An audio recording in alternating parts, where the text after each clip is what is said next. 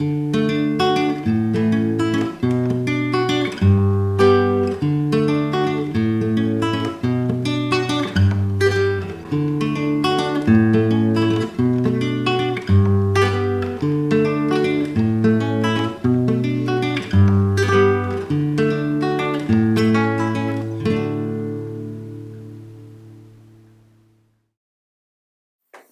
I prepared a lecture for a group of family nurse practitioner students on preconception care days before I read Alexandria DeVito's book, 9 Months is Not Enough.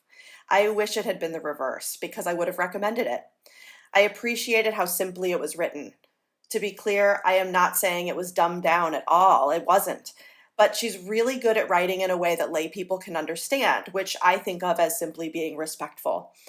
She has taken a complex topic that is increasingly causing people stress and anxiety, and she's making it more accessible while also sharing a recipe for success when it comes to getting pregnant. So I am thrilled to have her here today to talk about her new book. Welcome. Wow, thank you so much. I really appreciate that. Glad to have you. I would love it if you would just tell us a little bit about yourself and how you got here, and then you can tell us a little bit about why you were inspired to write this book, because I think there's a lot of cool people out there doing a lot of work, but not everybody sits down and writes a book about it. Isn't that the truth? It's, I don't know, maybe in some ways a likely story, in a lot of ways an unlikely story. I started my career on the corporate side of the house. I was working in banking in what feels like a very different chapter, and then I worked in consulting, and I worked in healthcare consulting. So I worked with a lot of pharmaceutical companies and medical device companies. And that was when I first got introduced to the healthcare landscape and the incredible power of effective healthcare. And, at some point after doing that for a couple of years, I realized that I wanted to continue to work in healthcare, but to switch from what I felt was a more reactive model of healthcare to a proactive one. And that was the impetus for me to go back to school. And I went and did my MBA at Harvard. And then I also did a part-time master's in nutrition on the side to add more tools into my own toolkit.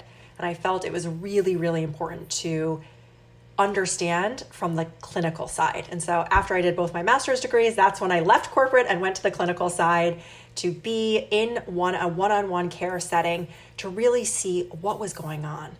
And I could not have predicted what happened next, which was that I ended up having a lot of clients that were struggling to conceive that were coming to me.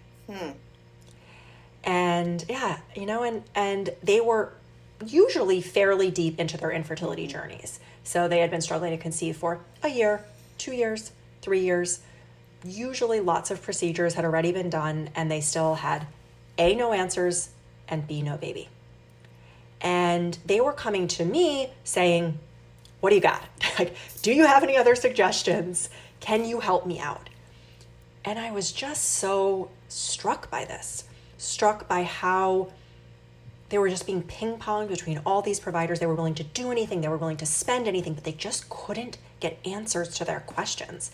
And, at the time I was also doing my own training in functional medicine. And so I was really inspired by that. And so I started running these really broad panels of tests on these clients as I was looking into the clinical literature on what are all the variables that we know that can interfere with fertility. And all of a sudden I started flagging a bunch of stuff that had never even been looked at. Some very, very basic things, like for the providers that are listening, right? Like, we're dealing with basic nutrient deficiencies, like basic thyroid dysfunction, like things that could have easily been screened for. Autoimmune conditions in people who have a family history of autoimmune condition that were just never even looked at. And I was just heartbroken. And then I was incensed, and so that's really kind of the beginning of the journey where I realized, why are we waiting until someone is struggling to conceive to flag issues that could interfere, A, with getting pregnant, and B, with the health of a future pregnancy and baby. And, that is really what motivated me to build a company in the testing space and eventually to write a book, is because we just need a new narrative around fertility. Most of the time we wait until it's infertility to talk about it and to address it, and that's way too late. And it's ineffective and it's inefficient. And I think it's time for a new model. And I realized in this process that there actually are preconception guidelines, and there have been for decades, but not very many practitioners know about them, and not very many consumers know to even ask for them. So I think there is an opportunity to kind of rewrite this dialogue. Oh my gosh, you have said so much already that I want to talk about, and I'm like, I already had questions for you, and now I have more. So we'll have to see how we get through this. So that I don't lose track of my own thoughts here, I want to go with the things that just popped up based on what you said. The thing you said it, and you really spoke to providers in that way. And now I want to rephrase, and because I have a feeling I already know some of these listeners are thinking, oh yeah, that was so me, right? You know that too. That's what they're sitting here thinking. And what really struck me, and what I know to be true as well, based on who comes to me and the timing of when they come to me, is where nutrition comes into the equation. And it is so frustrating that it comes so late, that people don't know about the simple and the more difficult, as they can be, lifestyle changes that they can and should be making from the get-go if they feel any sort of urgency to get pregnant. And quite frankly, even if they don't, just to have a healthier pregnancy, right? People just don't know.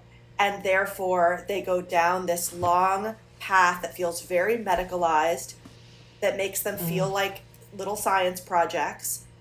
And then when they get frustrated, they pull back and they explore the so-called like alternative world. And how much does it suck to be talking about nutrition and be considered alternative? Like, how in the world did we get here? Oh, what a salient right? point. That's so crazy. It's like people think I'm out there doing something frou-frou with purple crystals. I'm not. I'm talking to people about health and lifestyle changes, including nutrition and exercise. I know it's so interesting, because I think in a healthcare we think about over diagnosis and over intervention, and when we think about traditional healthcare, then those are risks, right?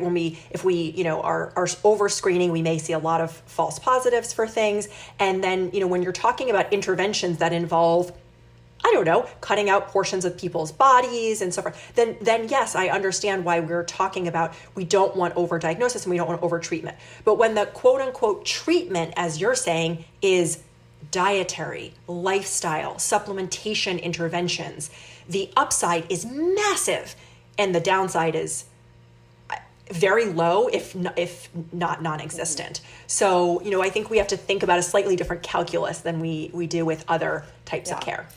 Yeah, definitely. Another thing that you said that I want to just touch on for a few moments before moving on is you talked about these preconception guidelines that you once upon a time didn't know existed, but now you do and people don't know. I think we should try, if we can, to put something in the resources, in the show notes about this for people, because I think you're really hitting on something important that people need to know about. But just, if you could, tell listeners a couple really basic things that you saw that are already in guidelines, but that you don't see implemented and that you don't think the average provider knows, let alone the average healthcare consumer. Yeah, so as early as the 1980s, so early 1980s, there actually is, and I'm going to read it because I think it's so profound. There's guidelines that talk about from the American Academy of Pediatrics and ACOG, so the American College of Obstetrics and Gynecologists, who have said preparation for parenthood should begin prior to conception. At the time of conception, the couple should be in optimal physical health and emotionally prepared for parenthood. This is 40 years ago that these guidelines were written. And there's things that they have in there that, we could talk about, kind of like, what does that actually mean? And, I'm sure we have some thoughts about, is it adequate for, versus not, but this is not something that is new. It is, it's been known for decades. And by the way, many, many, many cultures had preconception rituals, so we're not just talking tens of years ago. Now we're talking about hundreds and thousands of years ago. So there's a lot of ancient wisdom that I think that we've forgotten. And we're unfortunately seeing the consequences of not being in optimal health before we try to conceive. And I think that the narrative has been, oh, well, you just should have gotten pregnant younger. Age is the predominant factor when it comes to fertility. And yes, it is a factor, but it is not the only factor. And in fact, that is a non-modifiable factor, but there are plenty of other things that are modifiable factors. And so I think, I talk about this kind of like dark period in preconception care, which has been kind of the last couple of decades where we talked about it and there were guidelines, and even, some other countries do this much better than we do here in the US. And then we just forgot about it. And so, I'm really excited about seeing the resurgence of preconception, pre-pregnancy, the conversation, the preparation, and both on the provider side and on the consumer side. Providers being equipped to know what these guidelines are and do something with them, and consumers knowing to even ask the question, can I have a preconception visit? What does a preconception visit consist of? What is my preconception health? Well, the biggest problem really is that there are no billing codes for preconception care, right? That's where things go awry. And since money rules the world and rules our healthcare system, we haven't built it in. And so nobody gets preconception care unless it's part of their one preventative visit that's included usually in their health insurance coverage per year, right? So as providers, that's all we get is a few minutes to throw it in there when you're doing all the other preventative care things that need to be done. So we providers are put at a significant disadvantage where it's like we can read all we want. We can't jam it into those few minutes, nor are people, generally speaking, going to pay to have those extra visits that we don't, talk about often enough. So A, they don't know, B, we can't afford it. So there's all of that. And that's why I do this like virtual work kind of outside of the system, because it's the only way I've come up with to dedicate the right amount of time and energy to individuals on this topic. So the other thing you said, but I'm going to put a pin in it and I'm saying it out loud just so we can remember to come back to it. Because I'm so focused on your book and the things you talked about in your book and getting some education out to our clients, I definitely was probably forgetting about you with the testing space. And you said the words testing space and I remembered that. So I want to make sure that before we wrap up, you talk enough about what you have for people, because people can read all the books they want, but you've got something really practical and tangible in addition to a book that I want to make sure we talk about. So I'll let you just put that back in the conversation when it fits. Okay, so before we get deep into things, tell me why it is that you finally wrote the book. So you're out there doing all this work. What led to writing the book? It's because I realized that there was a pretty big gap in information. And it's a lot of what you just said, which is if you ask the question, where is this information going to come from, right? So like my experience was, we went through this process. I had, 2 master's degrees, and it was only when I started diving into this that I learned a ton about my own body. And it was humbling, right? So you could have the best education in the world, and there's a lot of fundamental things that we are not taught about our own functioning, and certainly hormonal health and fertility. I think this is true of women's health and men's health. I think it's true across the board, but I was just really, really humbled by it. And so I realized, okay, well, actually, there is some correlation certainly with education level, but it's not only that. And so if we think about the ways that people are getting their healthcare, and I put this in air quotes, healthcare information today, right? It comes from, yes, providers. But as you just described, even if a provider was informed and wanted to have the conversation, their hands are tied in most cases because they don't have the time, they don't have the codes, right? Insurance drives reimbursement, like insurance drives care, care does not drive insurance, right? So we have to understand that that's just a fact of the model that we're in right now. And so then you think about, okay, well, where are people going to go? Well, maybe they go to their parents or grandparents, but this was actually not an epidemic that their parents and grandparents were dealing with. The level of fertility challenges is different. And then you think about other places like Google, and I looked around for books. There's like tons and tons and tons and tons of books on pregnancy. But when I looked for fertility, it was like infertility memoirs, which is, I think, helpful from an emotional standpoint, but it doesn't tell you specifically what you should be doing in your context. Dense clinical literature, right? The options weren't great. And then when I looked for preconception, it was all clinical guidelines. And so there was just a gap, and I realized that we have to make this part of the conversation, right? Where it's just as normal to prepare to get pregnant like it is to prepare for a wedding or to prepare for a marathon, or like culturally, right? Like it's just the thing you do. And it felt like, I tried to get it into little snippets and try to explain it to people in, short periods of time. And I just realized there was just so much foundational, because there's so much to unlearn before we could learn. And there were so many myths that are flying around fertility and women's health, and that, it takes time to undo those things and to set a new story. Are you pregnant or a new parent looking to ensure a better postpartum experience? Or are you a birth worker looking to improve your postpartum care skills? Check out Thriving After Birth, an online self-paced course by me, midwife and educator Tanya Tringali. It's 10.5 hours of video content featuring experts in lactation, mental health, pelvic floor health, pediatric sleep issues. You also get worksheets and a workbook, as well as options to have a one-on-one session with me. Sign up at motherwitmaternity.com/thriving, and let's improve postpartum care together. You've already used the phrase fertility care gap. And I love all of these phrases that include care gap. My personal favorite, because it's where I started in this world and then worked backwards, is the postpartum care gap. I use that one all the time. And I have slowly worked, again, backwards to the point where I started working with people in their preparation for postpartum, but I just started working with them earlier and earlier and earlier, because there is a huge pregnancy care gap. And then those people started sending me other people who were having trouble getting pregnant. And so I jumped into the preconception care, fertility care gap. And so now I just have people who stay with me for like years because we work on the fertility piece. Then they're like, well, of course I'm staying through the pregnancy, and then I'm staying through the postpartum. So my clients just stick with me longer and longer and longer. But it just goes to show there's so many care gaps. Go ahead and tell us what you think are like the top 3 things people need to know about the fertility care gap specifically. Okay.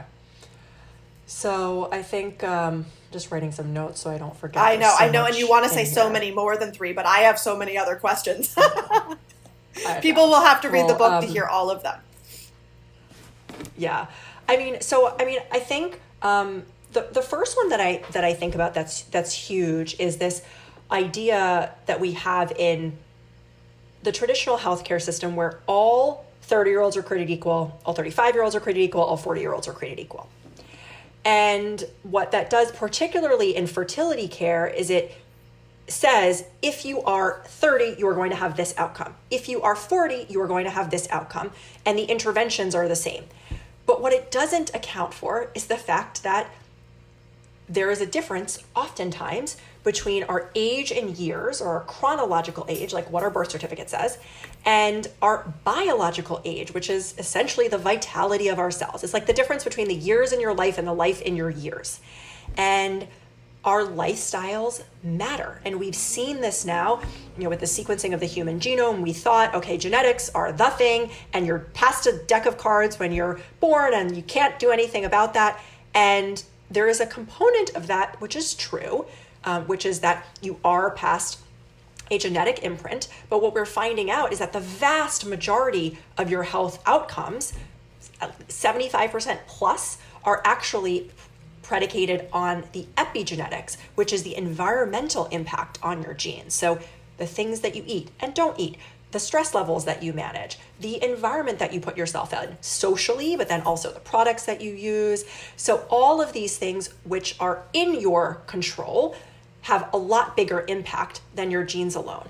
And so it's completely reductionistic to just say, well, you're 30, therefore you're going to have an easy time conceiving, and you're 40, therefore you're going to have a hard time conceiving. The data just doesn't support that. And so, where I've come to is that's why I love testing, is because we don't have to cover our eyes and cover our ears and, pretend like we don't see the signals in front of us. We can say, okay, let's look at what's going on for you physiologically right now. and understand if there are any red or yellow flags that could potentially interfere with your ability to get pregnant and the health of a future pregnancy, because often those things are correlated, right? And then we don't have to guess. And especially for those individuals who are getting pregnant later, it's better to know what you're working with rather than doing some average person's plan. Let's not waste time on the things that are not relevant for you. Let's really zero in on the things that your body is saying you need. Yeah. So that's huge. That's huge. And you said so many things inside of that singular answer, right? It started with age, but it morphed through a number of different ideas that could, use an hour of unpacking each. But hopefully we're just opening up the box for people to start doing some homework and figuring out where they need to focus their energies as individuals. What else? Absolutely. So I'll give you one more because that one was a little bit long-winded. I think the next big one is that if you went on hormonal birth control for any reason other than contraception, you likely had an underlying hormonal imbalance. And that underlying hormonal imbalance is unlikely to have gone away in the period of time you were on hormonal birth control, even if you were not experiencing explicit symptoms. And it is likely to return sometimes with a vengeance after you come off of hormonal birth control. And so just knowing that and knowing that coming off of hormonal birth control is an active process rather than a passive process. That is a really, really important thing where I don't think we've given enough females informed consent. And, I think birth control has is given people an incredible amount of flexibility in their lives. And for that, I hold a lot of reverence. And we have a lot more data than we did when we initially introduced it. And I think that a lot of individuals are not being told what the potential consequences are of long-term hormonal birth control use. And we are seeing some of those consequences today. I love that you brought this one up because this is a huge bugaboo of mine in my clinical work as a midwife. For many years now, whenever I start someone on birth control for reasons other than contraception, as you say, I love that caveat, I give them the disclaimer that this is a Band-Aid. And you need to know that you're choosing the Band-Aid over another alternative, another way of approaching this. And I would be happy to take the long road with you. But if you're not up for that right now, it's okay to use the Band-Aid, right? And then I revisit that conversation as often as I'm given the opportunity to do so. And unfortunately, our very modern, busy lives lead most of us to just keep saying, not yet, not yet, not yet. And that now comes when we wish we were pregnant yesterday. And that's so unfortunate. It's so unfortunate. But that's when people come work with me, is when they wish they were pregnant yesterday. And I'm pretty sure that you would say the same thing. Yeah, for sure. It's a complicated discussion because, right, even if you are given that piece of information, as you're saying, people will still elect that, and that's fine. I think everyone gets to decide what makes sense for them, their future family, and what decisions you make, in your teens may be different than your 20s and 30s, and so you get to continue to reevaluate that. But I think part of the challenge with the conversation here is also that we've been normalized into thinking that severe period symptoms are the norm, right? And I think though they are common, they are not normal, meaning the way your body was designed to operate. So we, are taught to just accept, severe breast tenderness, accept cramps, accept all these different things. I like that you put the word severe in there because sometimes I get a little worked up when people say, and I would love you to challenge me. Feel free, please. I get a little worked up sometimes when it comes to periods in this conversation, sometimes in the context of lactation support, when people say there should be no pain. Because no is such an extreme as well. And we know certain things about, for instance, you're more likely to be ovulating if you have some symptoms. I like that you say severe, but I do hear too many people, I think, say that one should have no symptoms. And I just wonder if you can speak to that, or if I'm somehow wobbling a little in the middle too far. I don't know about that. I think, I don't know that it's of service to people to sit on either side of the extremes. I think it's important for people to know that if you are in a reasonable amount of discomfort such that it is interfering with any component of your lifestyle, then that is likely not your body operating optimally. Yep. Right? And so, I think to say no symptoms is also probably not correct, right? Because you have blood that is moving out of your body, right? Like, so, I think we don't exist on either one of these spectrums, but I do think I don't even know I know what the right languaging is to your point. I generally tell people minimal, and what I think is most true though is that people know, they have an instinct in their own bodies of this feels like a bit much, even if you've experienced it for a long periods of time, or even if you've seen other people experience it. People tend to have an instinct of this feels off.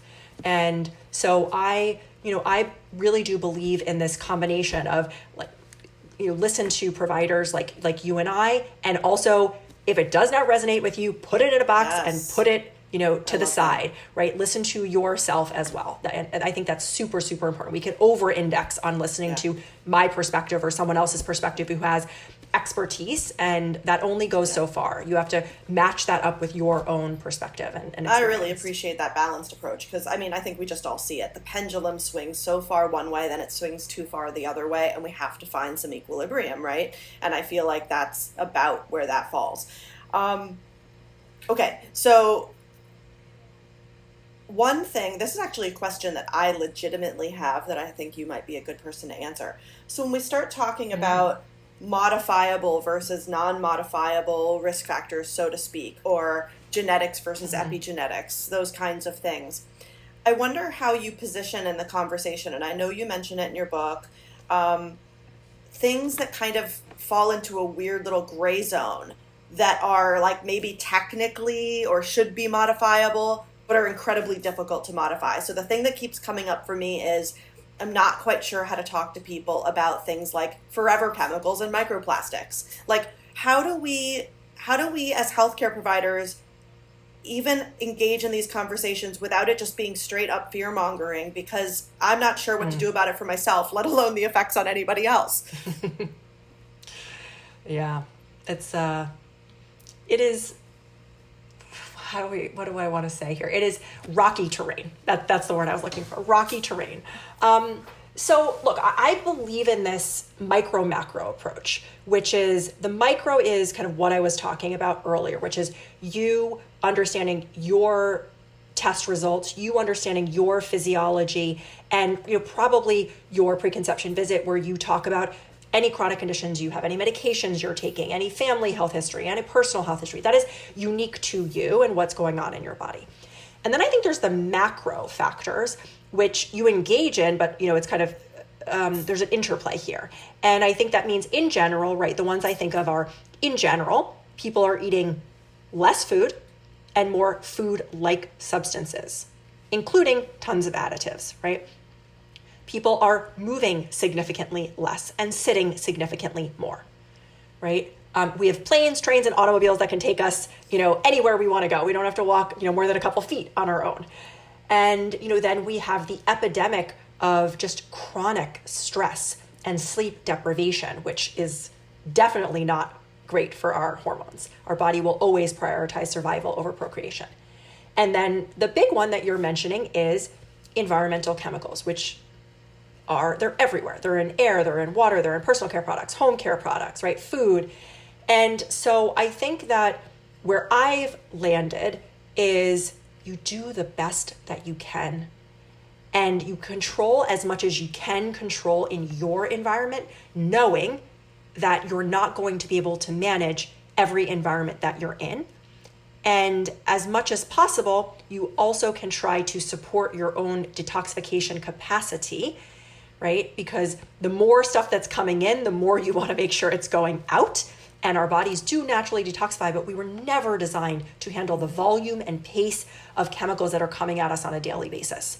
So, and I think the last thing I'll say on this is I think that there is an interplay between making health decisions and stress that is not talked about enough, which is I find that people can get a bit obsessive, and I'm sure I've gone through phases of this in my own journey, and that obsession is actually counterproductive because it's stressing you so much out that it's actually at odds with your goals, and that's causing more damage than the chemical would. We hope you're enjoying the Mother Wit podcast. If you are, please rate us and leave a review in iTunes, Spotify, or wherever you're listening to your podcast.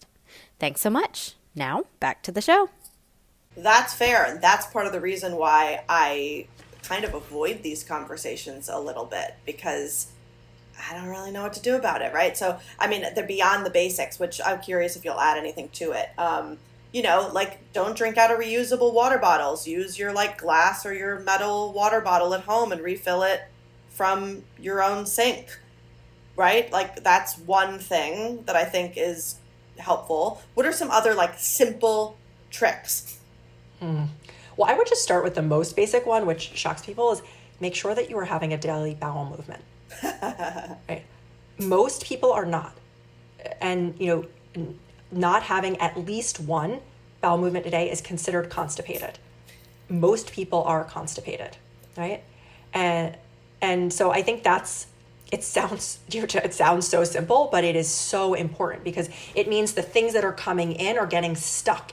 And in particular, estrogen can recirculate. And, estrogen, any of your hormones, right? You want the Goldilocks principle, not too much, not too little, right in the middle. And so we have our own estrogen, but then we have estrogen coming in from all these other places.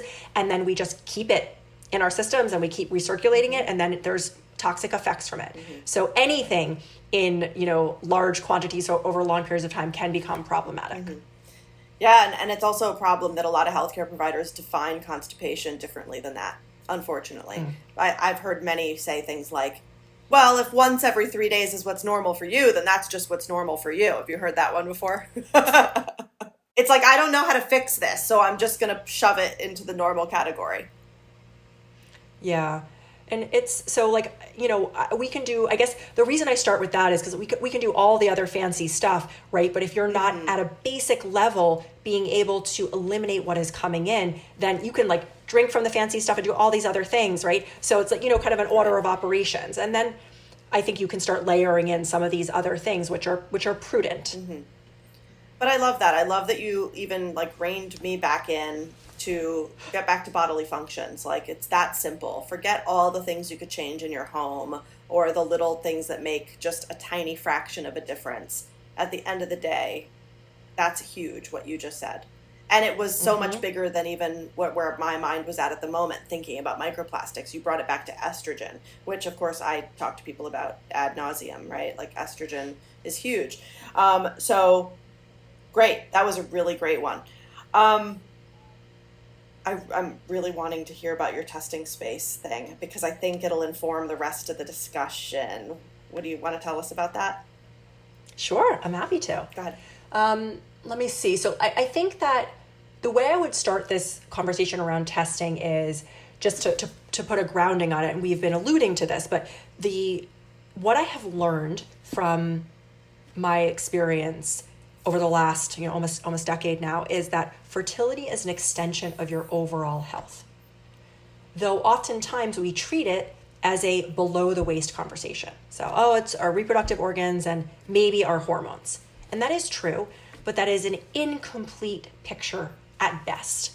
And so when we're only looking at our sex hormones to understand what's going on with our fertility, we're missing the vast majority of the equation that is at play. And so this is the idea behind when I think about testing. And so the way that we look at testing at the company that I run is that there's 5 different categories of testing. And that's what makes up your pre-pregnancy wellness, which is the state of your health roughly 1 year prior to conceiving. That affects your ability to get pregnant and the health of your future pregnancy. And that's true of both reproductive partners. Now, I will say there is no such thing as too early, it's kind of what you were talking about earlier. But generally speaking, I say about 1 year because that's about the amount of time that it takes for several egg maturation cycles, or at least the last phase of egg maturation, and sperm development cycles to get to optimal. And if you are in a more robust place, it may be slightly shorter. If you are in a less robust place, it may be slightly longer. But 1 year is roughly the amount of time that I guide to start to make these changes and to see them reflected in your cell structures. So when we think about testing, we think about testing blood status, hormone status, metabolic status, nutrient status, and immune status. And we're looking at 70 biomarkers.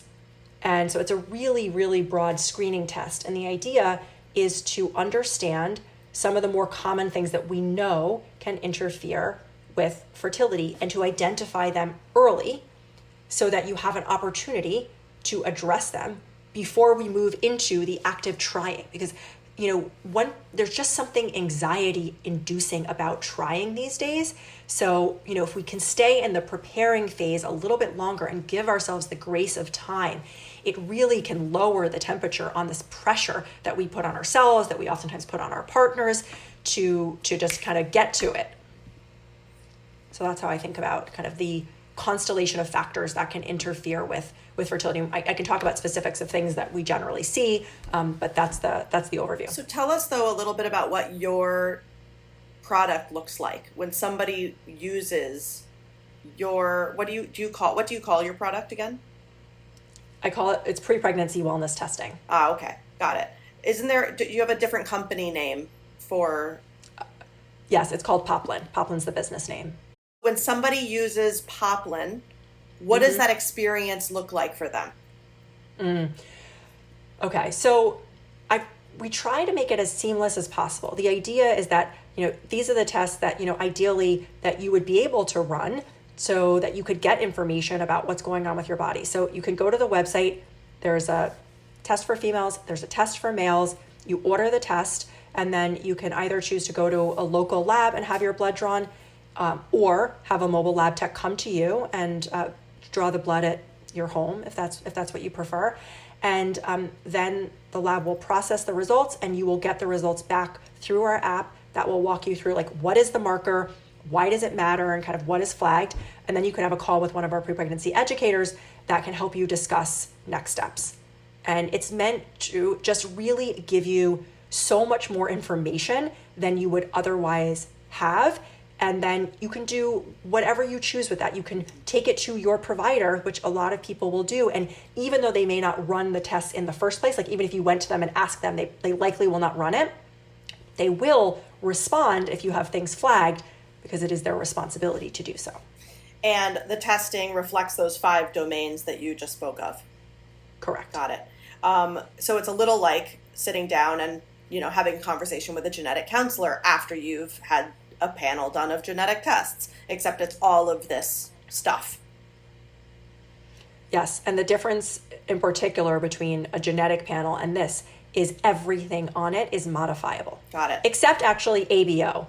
So except your blood type. we can't change that, right? But everything else can be modified through a lot of the things that we've talked about: diet, lifestyle, supplementation. Sometimes medications and procedures in collaboration with your doctor, but that's the minority of things that we see. And what is the provider type that the client would speak to after they have their testing? What is their certification or qualification or licensure or whatever?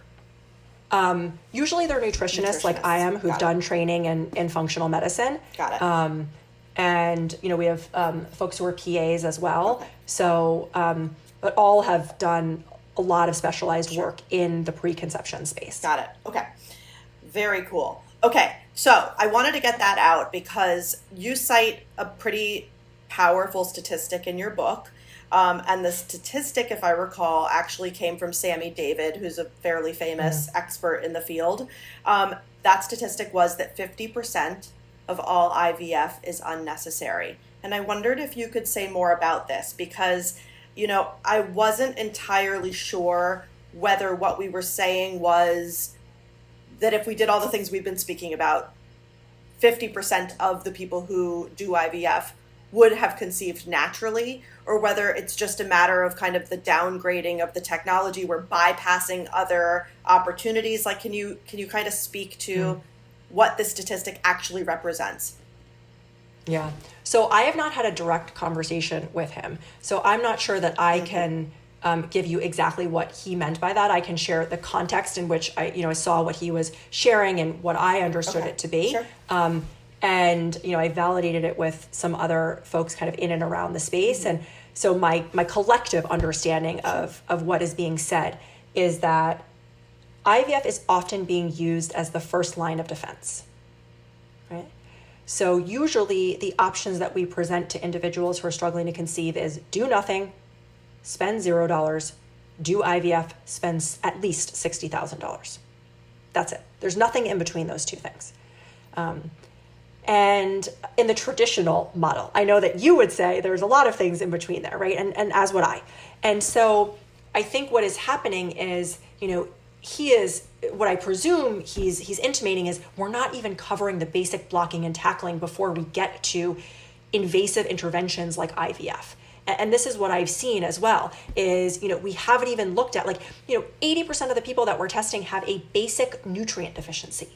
80%. And this is consistent with a lot of the clinical data that says the majority of reproductive age women are micronutrient deficient. We see a lot of people who are, have high inflammatory markers, like between 50 and 60% of people have elevated inflammation. At least half of people have some sort of hormonal imbalance, whether that's elevated estrogen, elevated testosterone, right? Elevated SHBG, right? So there's all of these, these factors. And then a decent percentage of people also have a chronic health condition that they weren't even aware of, whether that's an autoimmune condition, a thyroid dysfunction, right? And so my understanding of what's happening here is we say, quote unquote, unexplained infertility, but what we really mean is that we haven't gone deep enough and we haven't gone wide enough, and it's not yet explained infertility. And can we understand in 100% of scenarios? No, that's not what I'm saying.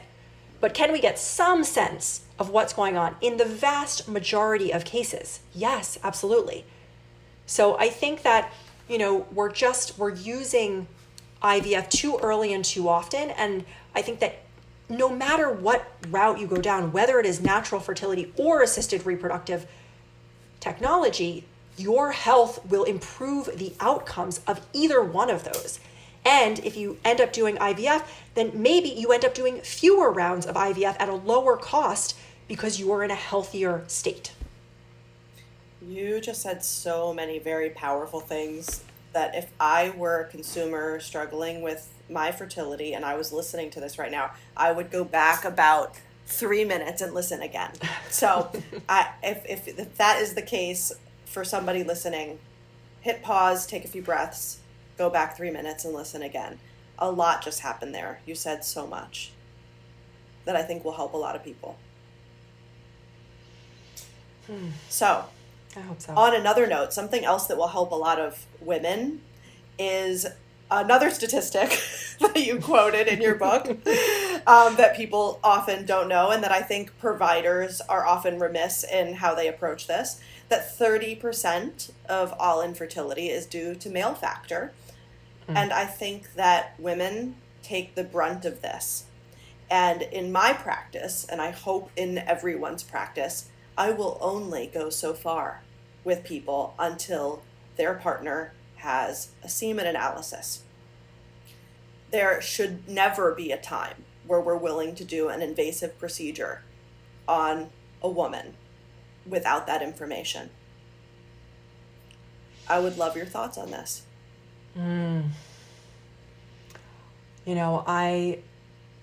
I think we're missing a lot in this conversation. What I generally tell people is that biology does not care about our cultural construct that fertility is a female problem. It is a 50-50 biological equation. And the more we try to pretend that it's not, the more we miss the mark. And if we only try to optimize, right? I like data, if that's not already, obvious. And so I just think, I sometimes that we try to make these things very complicated. And I understand that because they can be incredibly emotional and, they're tied to things that are very important to us. And I think also sometimes because of that, we lose sight of the fundamentals. right? And so, right, if you only optimize 50% of an equation, you are missing a huge piece of the puzzle. And the stats that we know are that sperm counts have dropped 60% in the last 40 years globally. This is not just in the US. And testosterone has also taken a pretty big hit. So to pretend that is not happening is, I think, not conducive to the goals that people are going after. And so I think that we, as the female reproductive partner, if that's who's listening, I think it's really important that we invite our male reproductive partners into this conversation, because I think they've been completely excluded, and they want to participate. They just don't know how. And many of the same changes that you are going to be making are beneficial to them as well. And it's so much easier to make changes to your diet and your lifestyle if you have your partner on board, especially if you're living with said partner, right? And so when you start changing your cleaning products and you start changing the food that you're buying, right? If they're also on board with that, it's going to make it so much easier to stick with it. So I think that we do have a new generation of partners who would like to be part of this conversation. And I've talked to a lot of men about being involved in this process. And I think they are anxious to be, and they're looking for guidance and looking for being welcomed into the conversation.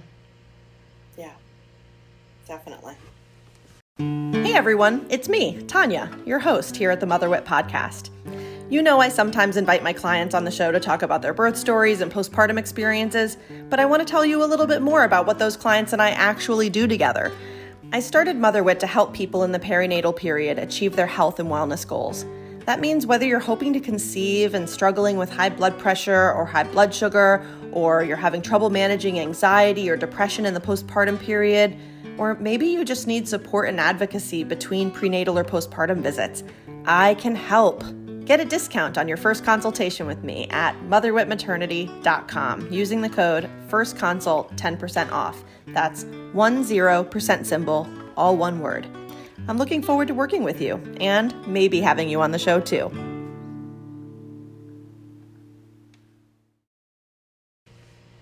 Wow. Okay. I feel like we've covered a lot, and I kind of also don't want to overburden people with too much, but I'm curious if there's anything really critical that you feel like we left out that you just feel like needs to be part of this discussion in order for it to be thorough, or, put a bow on it.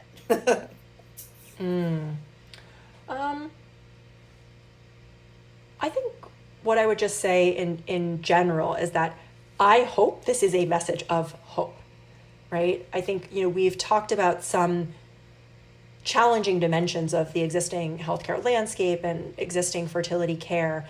And really, this is an invitation to a different reality, which is that if you've been disappointed with the care that you've received, that there are alternatives out there. And, there are providers like Tanya who are doing things differently. And, there are ways to go about your care in a different way if it's not feeling adequate to you. And I would just, I think it's just so important that we don't just succumb to what everyone else is telling us sometimes, and really try to think critically in this period of time that can be incredibly important. And if you're satisfied with your care, I'm satisfied with your care. But if you're not, then I would really encourage you to take the time to research on your own and to spearhead a lot of your care. You may have to be asking the questions. What about this procedure? What about this option? And you may need to be doing a lot of the legwork yourself. Mm-hmm. And, I just wrote something to my, I just wrote an article about the fact that you can fire your doctor, because this is something that I learned from one of our clients. Mm-hmm. And I say that to you, if you're not getting the care that you want, you can fire your doctor and find another one. And so at any point, right, it can sometimes feel heavy, but there are incredible, incredible providers out there who really who think in a much more holistic way, in a much more empowered way. And if that's what you're craving, it's there for you. I talk about that a lot with my clients, and we've talked about that a lot on this podcast. It is so critical that people stop feeling attached to a provider simply because they were your mother's provider, or they've been caring for you since you were a teenager, or whatever it is. The sad reality, fertility aside, is that a lot of people who do good office GYN care, let's say, that doesn't suddenly make them the obstetrical provider when you're in labor that you want them to be. Like, these two things don't communicate at all. And so people really have to start thinking about this. If they haven't had to think about it in the fertility phase, they're finding themselves thinking about it during pregnancy, and then they're feeling a little stuck. And so I kind of love this idea of getting ahead of it, even like before you're even pregnant. If something isn't, feeling quite right, well, then you get a new provider and you have even more time potentially with that right provider. But I also want to say, we talk a lot about doctors, and I want to point out that midwives can take care of people too who have had fertility struggles. We very commonly take people in when they hit about 12 weeks of pregnancy, and then guess what? You can start to shed that label that you're high risk because of any whatever thing that has made you feel or treated you like you are high risk. That to me is one of the most important things we can do, because this overused label of high risk is simply that, overused. So when you talk about the stress that comes with, all of this planning, this is another layer of it, is people who have come to believe that they embody the label high risk. Oof. Yeah, I mean, that's a big one. I've been talking about this concept of mind viruses recently, and, because it really resonated with me, but I really do believe that that is to me a mind virus, this idea of, high risk pregnancy, just because, for example, you're above the age of 35. Mm-hmm. Like, it's nonsensical. It's totally nonsensical. There may be some factors that necessitate we have to pay more attention. I'm not saying ignore reality, but I am saying that I think it's important for you to choose narratives that are in service of your care, and not just, slap these labels on yourself that scare the shit out of you, because that is not helpful. Your ability to feel confident and comfortable in your body as you navigate this, and working with providers who reflect that back to you, I think is incredibly, incredibly important. So balancing the data, with you really owning narratives that help you is important. And I think, as you were talking about, it may not be just one provider either, right? So there's a constellation of providers that can support you. And, some providers play more nicely with other providers. Absolutely. So, you have that element too. Absolutely. And, good medical care is collaborative. And I think that's another area where we as providers go wrong, and our clients are the ones who suffer for it. I see a lot of people overly focused on the issues that they feel empowered or within their scope of practice or whatever, but that they're willing to focus on and, air quotes, solve. But I see blinders put on to a whole range of other things. So I like to use the example of metabolic syndrome sometimes, right? Where it's like one doctor is astute to the high blood pressure and another doctor is astute to the insulin resistance. And neither the two are communicating, and the client's never heard the phrase metabolic syndrome, right? Like, this is a classic, easy example, but there are so many that fall into this realm, and this happens with autoimmune disorders and other endocrine disorders in particular. That's where I feel like it plays out the most, and clearly those are areas that impact fertility as well, so I'm sure we're all seeing kind of the same thing. Anyway, it's been really lovely chatting with you, and I feel like we could do this like over and over again and talk about really deep topics that your book goes into. But clearly we can't do that. It would eventually bore our listeners. Thank you so much for being here. Will you tell people all the things that you want them to know about finding you and your book and your, I found it in my notes, baby readiness assessment from Poplin? Oh, absolutely. So if any of you are interested in just learning more about, how to prepare to get pregnant, the book dives a lot into that. There's a checklist. I love me a checklist. So it's called 9 Months Is Not Enough, the number 9, and you can go to 9monthsisnotenough.com, or you can purchase it wherever books are sold, your favorite bookstore. And then if you're interested in testing, that's at Poplin. So you can go to getpoplin, GetPoplin.com. And if you have other questions about things that I brought up, feel free to reach out. Would love to support any of you wherever you are in your preconception, pregnancy, postpartum journeys as much as we can. Awesome. Thank you so much for your time today. Thank you so much for having me and for your incredibly thorough and thoughtful questions.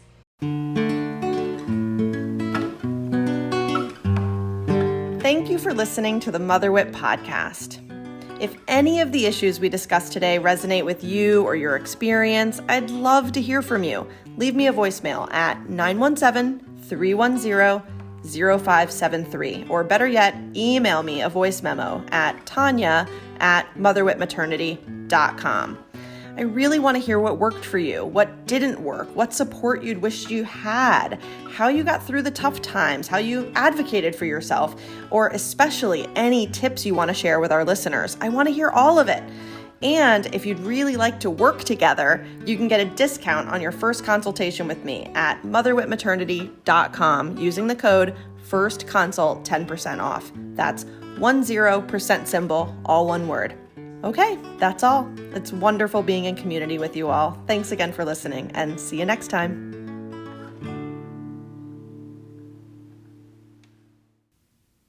And remember, listeners, nothing we discuss on this show should ever be considered medical advice.